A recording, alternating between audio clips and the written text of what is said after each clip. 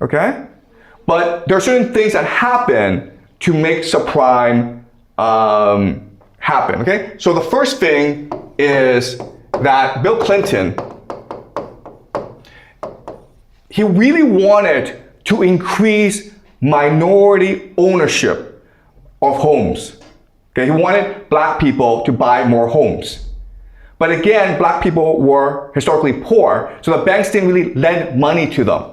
And that's why Bill Clinton encouraged the government to help minority homeowners, minorities buy homes, okay? So that's the first thing.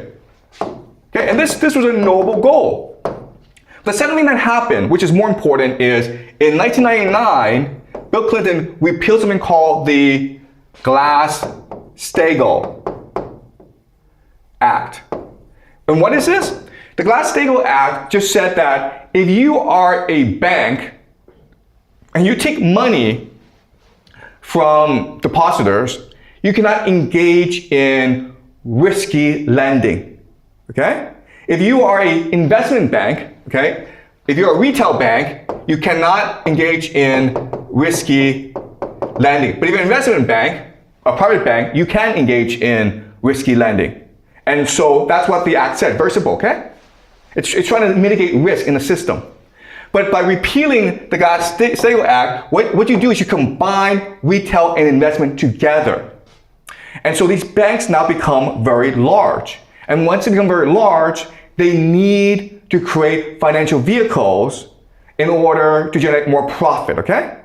And at the same time, what's happening is that because America has the unipolar moment, everyone wants to invest in America because they think America is the safest place to put your money, okay? So this includes the GCC, the China, Europe and its pension funds, and also Japan, okay? Japan is investing in America because of something called the yen carry trade.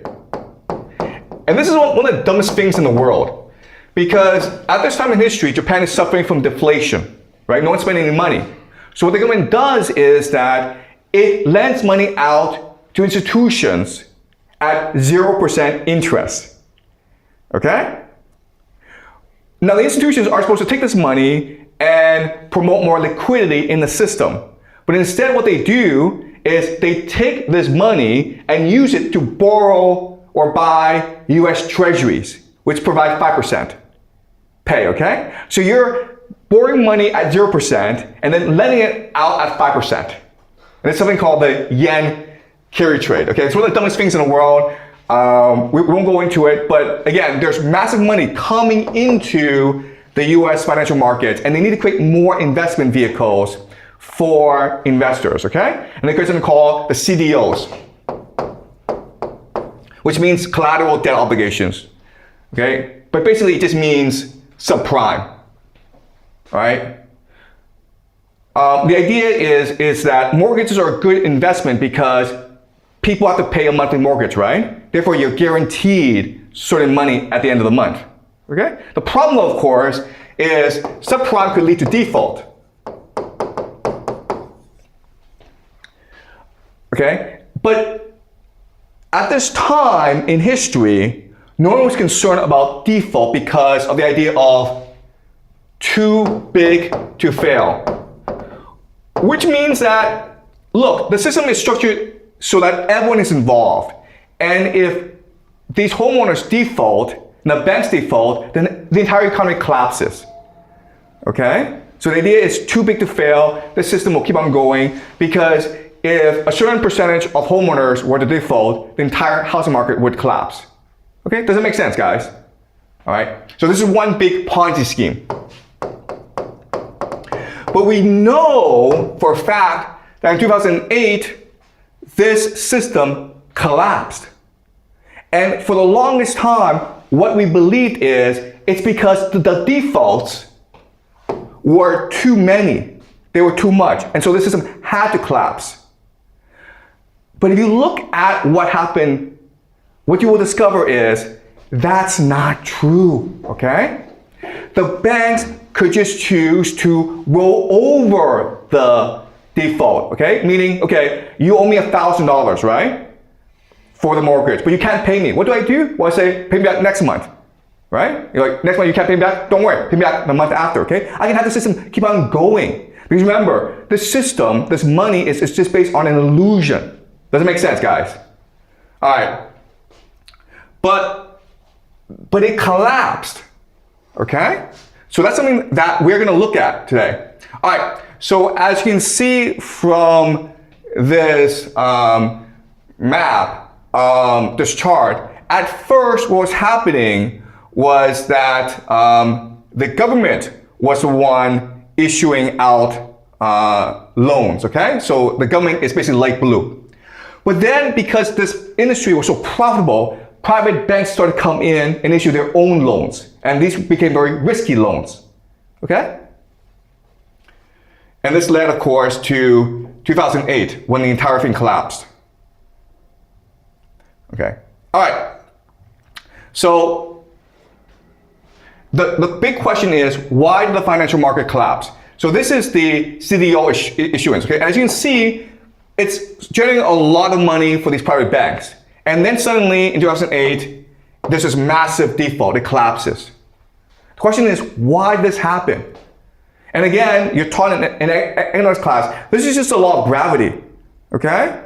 If you go too high, you're gonna fall. But what people don't tell you is this. There are actually people who made a lot of money because of the collapse. John Paulson. How much money did he make in this collapse? $20 billion, guys. That's a lot of money. $20 billion. How did he make his money? He made his money by betting that the house market would collapse. You understand what happened? Okay? So think about this. Okay, I lend $1 million to Amber, okay? And every month you have to pay back $10,000. But then suddenly you can't pay me back, right? But if I tell you, Amber, you can't pay me back, you have to give me your home, okay? Then I lose my investment in you, right? So I don't do that. I keep on letting you live in the house, pretend that you can pay me back even though you can't pay me back.